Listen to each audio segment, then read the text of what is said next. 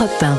Le journal de 8h sur Europe 1, Fanny Marceau. Bonjour Fanny. Bonjour Dimitri, bonjour à tous. Il vient de passer sa première nuit en détention provisoire après sa mise en examen hier soir. Owen L., le meurtrier présumé de la petite Louise, est passé aux aveux face aux enquêteurs. En colère après un jeu vidéo, il dit avoir voulu racketter la fillette pour calmer sa colère. Quand elle s'est mise à crier, il aurait paniqué et l'aurait alors poignardé. Des révélations qui choquent les habitants d'Épinay-sur-Orge en Essonne, même si la violence du jeune était, semble-t-il, notoire. Reportage Jean-Baptiste Marty. Au détour d'une ruelle, casque sur les oreilles, Mathéo rentre du lycée. Il connaît Owen, son grand frère est de la même génération et il en avait peur. Owen, il avait déjà des mauvaises fréquentations. Il a déjà roulé sans permis à Épinay, ses parents ils n'ont jamais rien dit. Il aurait déjà agressé et volé des téléphones à Massy à des jeunes filles. Ses parents ont toujours couvert, ont toujours rien dit. Donc en fait les parents ils ont passé leur vie à cacher les délits de leur fils. Son père est banquier, sa mère DRH. Owen grandit dans un milieu plutôt aisé, sans problème de comportement pendant l'enfance. Selon Katia, voisine du jeune homme, son neveu le côtoyait petit. Quand il a su, il m'a dit c'est pas possible, c'est pas lui. Il m'a envoyé un message, je lui ai dit bah si, apparemment c'est lui. Il m'a dit mais j'étais à l'école avec lui, c'est pas possible.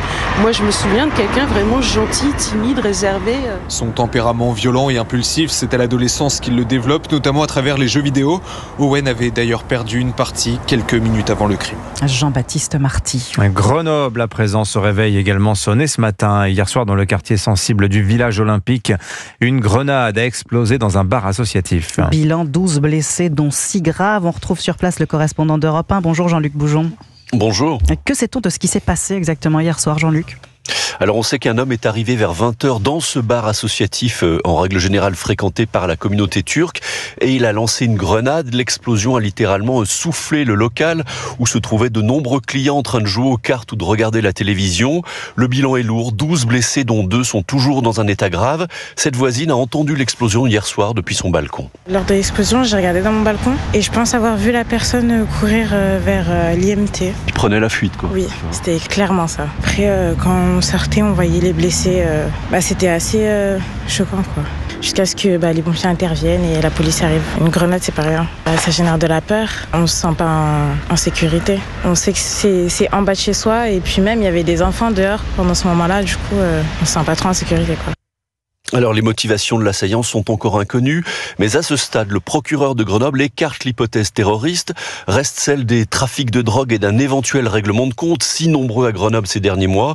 Mais les riverains nous décrivent un quartier calme, sans point de deal à proximité, et un bar également sans problème où l'on sert du thé. La préfète de l'Isère, Catherine Séguin, assure elle que cet acte ne restera pas impuni. C'est évidemment extrêmement grave, c'est intolérable, et c'est un acte d'une lâcheté inouïe, qui n'a pas sa place dans notre République. L'État ne tolérera pas de tels actes. Toutes les ressources seront mobilisées pour retrouver l'auteur. On recherche donc cet assaillant qui, semble-t-il, portait un fusil d'assaut type Kalachnikov dont il n'aurait cependant pas fait usage. Les hommes de la PJ de Grenoble sont mobilisés sur cette enquête. Merci beaucoup Jean-Luc Boujon à Grenoble pour Europe 1. La violence des mineurs dans le viseur des députés macronistes. Une proposition de loi portée par l'ancien Premier ministre Gabriel Attal est examinée depuis hier soir à l'Assemblée. Un texte qui a pour ambition, je cite, de restaurer l'autorité de la justice à l'égard des mineurs délinquants. Comparutions immédiates, sanctions pour les parents, dérogation à l'excuse de minorité. Voilà autant de mesures que soutiennent les proches du jeune Elias, 14 ans. Le 25 janvier dernier, il a été tué pour son portable dans le 14e arrondissement de Paris par 2 mineurs en attente de leur jugement. Dans une lettre ouverte, ses parents ont appelé à voter toute avancée législative. Christophe Bordet. Notre fils est mort, notre chagrin est immense, notre vie est détruite, écrivent les parents d'Elias. Ces derniers affirment même que leur enfant a été tué à la machette. Oui, à la machette, à la sortie de son entraînement de foot dans le 14e arrondissement de Paris. Des parents brisés qui mettent désormais tous leurs espoirs dans la proposition de loi de Gabriel Attal tendant à durcir la justice des mineurs. Il est temps, écrivent-ils, que les pouvoirs publics prennent les mesures nécessaires garantissant la protection de tous avant qu'ils puissent être dénommés victimes. Toute modification législative qui poursuivrait cet effort est à saluer et de s'interroger. Comment 2 adolescents armés, interdits de contact entre eux par la justice, connus défavorablement des services de police pour des faits similaires, ont-ils pu en toute impunité poursuivre leurs exactions? Comment justifier l'appréciation clémente de la justice qui les a laissés placer sous un contrôle judiciaire inapplicable? Un jeune doit pouvoir rentrer chez lui en toute sécurité sécurité, concluent les parents d'Elias dans ce texte. Christophe Bordeille, ce matin dans Le Parisien. Aujourd'hui en France, le garde des Sceaux Gérald Darmanin envisage d'aller plus loin en proposant au Sénat l'instauration d'un couvre-feu pour les mineurs délinquants, une sanction lorsqu'une mesure éducative n'est pas respectée ou encore le renforcement du recours au bracelet électronique pour les 16-18 ans. Gérald Darmanin qui appelle par ailleurs ce matin à une primaire conjointe des Républicains et des Macronistes pour la présidentielle 2027. Les deux camps ont vocation à travailler ensemble, estime le garde des Sceaux, qui cite les travaux menés avec Laurent Wauquiez et Bruno Retailleau. Le ministre de l'Intérieur vient justement d'annoncer sa candidature à la présidence du parti et pas question pour lui d'en faire un duel fratricide avec Laurent Wauquiez. Il est hors de question que je m'engage dans une guerre, dans un conflit. Et d'ailleurs, pour celles et ceux qui me connaissent, ça n'est absolument pas mon tempérament. Bonjour Maï-Hélène Trémollet. Bonjour Fanny, bonjour à tous. Journaliste au service politique d'Europe 1, fort de son succès à Beauvau, sa popularité croissante dans les sondages, le ministre de l'Intérieur est donc passé de l'ombre à la lumière en quelques mois. Il ne compte pas s'arrêter là. Oui, alors que Laurent Wauquiez et Bruno Retailleau semblaient s'être répartis équitablement les postes, l'homme du Puy-en-Velay au parti, le Vendéen au gouvernement, il n'en est rien, la guerre des chefs est déclarée. Premier candidat affiché, Bruno Retailleau veut aller vite, surfer sur sa popularité et prendre de court son rival. Dans les rangs du député de Haute-Loire, on crie à la trahison, on dénonce une démarche personnelle et égoïste. Sans être défaitiste, l'entourage proche de Laurent Wauquiez le dit serein, prêt à aller chercher les militants un par un dans les fédérations. Désormais en compétition, les deux leaders de la droite vont devoir batailler pour entraîner derrière eux les quelques 90 000 encartés jusqu'au congrès des LR. Alors, Wauquiez, Retailleau, Maï-Hélène, est-ce qu'il faut s'attendre à une bataille féroce entre les deux camps ? Oui, puisque concrètement, il n'y a aucune différence de ligne. La seule question est celle de l'incarnation du parti et la bataille promet d'être rude. Entre un Bruno Retailleau d'une part qui s'affiche déjà comme unique rassembleur potentiel de la droite et multiplie les déplacements dans l'objectif de faire une campagne éclair, et d'autre part un Laurent Wauquiez prêt à relever la moindre erreur de son rival à Beauvau.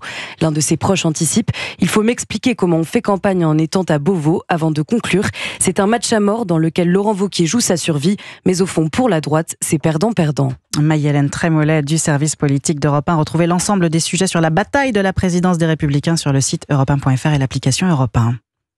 L'actualité internationale, Donald Trump, Vladimir Poutine, bientôt face à face en Arabie Saoudite. Oui, après 3 ans de guerre en Ukraine, le président américain s'est mis d'accord avec son homologue russe hier pour lancer des négociations immédiates.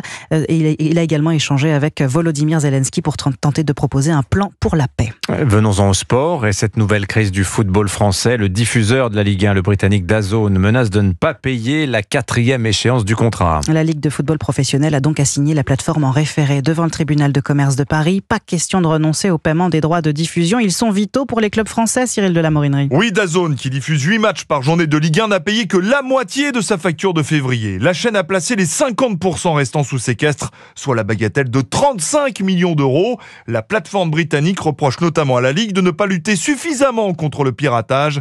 Seuls 500 000 passionnés se sont abonnés à la chaîne, loin des 1,5 million requis pour être rentable. Après le psychodrame Mediapro, la catastrophe semble se répéter.